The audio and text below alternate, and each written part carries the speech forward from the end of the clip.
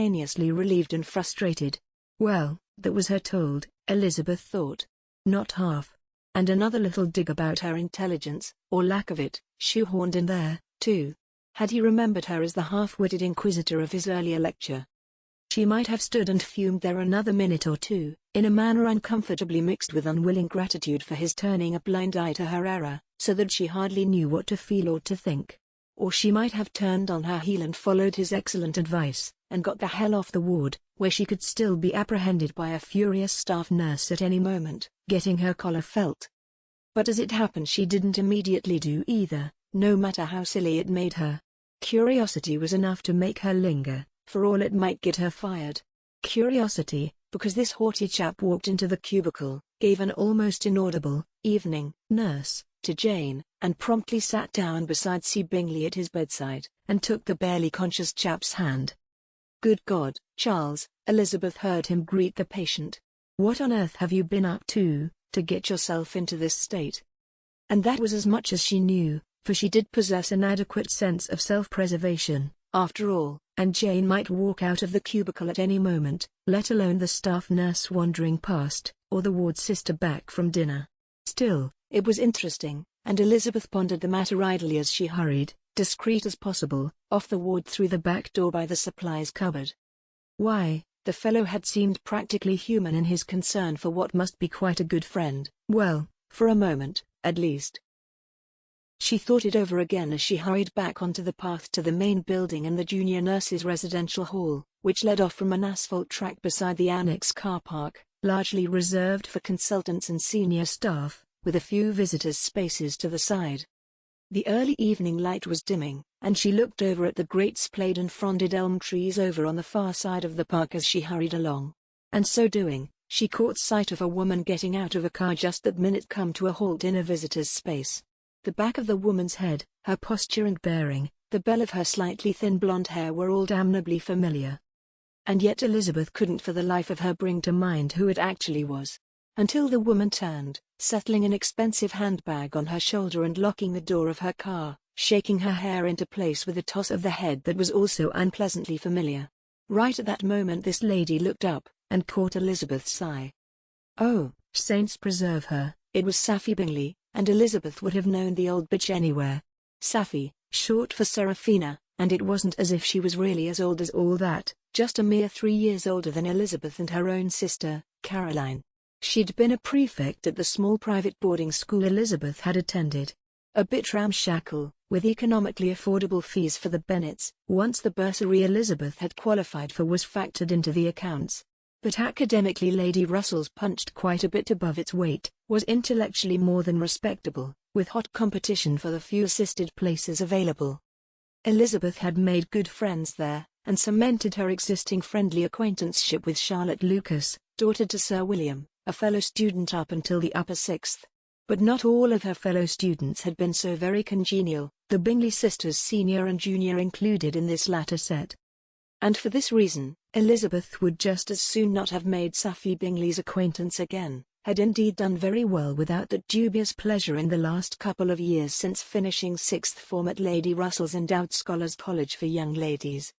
However, for all that she turned her head aside, made as if one quite oblivious who had failed entirely to notice the newcomer on the scene, and lengthened and speeded up her stride, it did her no good, of course.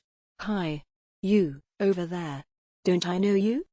And there was Sapphy Bingley, bearing down upon her in much the same manner as she had once done upon the hockey playing field, wielding a hockey stick with gay abandon and near criminal brutality.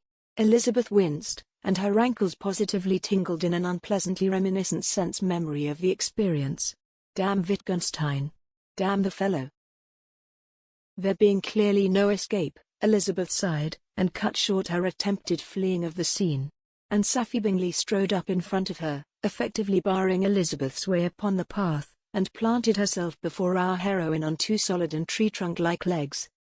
Elizabeth felt positively accosted, and a trace of antipathy mixed itself in with her remembered indifference, bordering on distaste. Still, one must do the civil thing, if one really couldn't get out of it. "Why, hello there," she said. "Sapphy Bingley, isn't it? How nice to see you again. Lord, but what a porker, But then, what else could one possibly say under the circumstances? Seraphina pursed her lips up, making her mouth even tinier, flanked by her porcine, pendulous cheeks, and set her hands on her chunky hips. "Not anymore, it's not," she said rather sharply. "Good God, as if Elizabeth cared. It's Hurst, now, Mrs. Edwin Hurst, actually." And she extended her left hand, rather in the manner of a monarch expecting a peasant to kiss the ring. And there, indeed, was the ring. Quite a decent-sized rock, it had to be admitted, if a bit flashy, and tacky in choice of cut. Heart-shaped, for the love of God. "How lovely," Elizabeth said, with a smile that was as little like a grimace as she could manage. "Congratulations. He's a lucky chap." Safie smiled smugly. No, in actual fact there was more of an air of triumph about it. And Elizabeth pitied her a bit, for that. Was landing a husband really such an achievement? Although, she conceded, in Safie's case perhaps it was. It was hard to imagine any of the fellows Elizabeth knew herself willingly signing up for such an ordeal. "Oh, he knows that," Safie said, examining her ring herself, holding it up in the fading light to glint a little, no doubt imagining Elizabeth was simply writhing with envy, along with every other girl she knew. "However, I must get on," she noted. Then she added dutifully, "You're looking well, Lizzie Bennet, isn't it? Now I recall, I did hear that you were going into nursing, after your plans for medicine didn't quite, pan out." "Meow, then." Her smile was wide and satisfied. Always leave them with one last nasty jab, after all. Yes, she was still the same old Safie. "Yes, I'm enrolled here at St. Pemberley's as a probationer," Elizabeth said calmly. But Safie Hurst wasn't listening a bit, she could tell, and breezed on right over her. "Anyhow, so nice to see you. I must tell Caroline, she'll be so pleased. Now I must go, I'm visiting my brother here, the poor love's had a bit of a prank." Oh, good Lord. Elizabeth hadn't mentally made the connection, had never met the Bingley sisters' brother as part of school events, and had been too busy mentally acclimating to dealing with the dreadful woman to think about why she was here at Street Peas. Well, then. Poor old C. Bingley, with a pair of sisters like that. Not to mention a buddy like Fitzwilliam Darcy, but there was no accounting for taste, after all. She waved Safie off up the track, watching her hefty rear end sway in an ill-advised nobbled grey tweed-A-line skirt, with all the innate grace of a hippopotamus, highlighting her hockey centre-forward's calves. Well, good riddance, then. And Elizabeth turned away, looking forward to her own fun for the rest of the evening. She did spare a thought for poor busted-up Charles Bingley, and said a quick prayer for his healing even as she thought of him. But the rest of them? Richard Safie Bingley, and dratted Caroline Bingley too for that matter, and Fitzwilliam Darcy, and she'd throw Sir William Lucas into the pot too, damn him and his pronouncements on women in medicine, tee-hee. Let them all rot, the whole boiling of them. Elizabeth had better, vastly better things to occupy her time. And she set off this minute into the green velvet evening of St. Pemberley's, to embark upon them. The end of Volume 1 of Doctors and Destiny, by Amaritta Beane.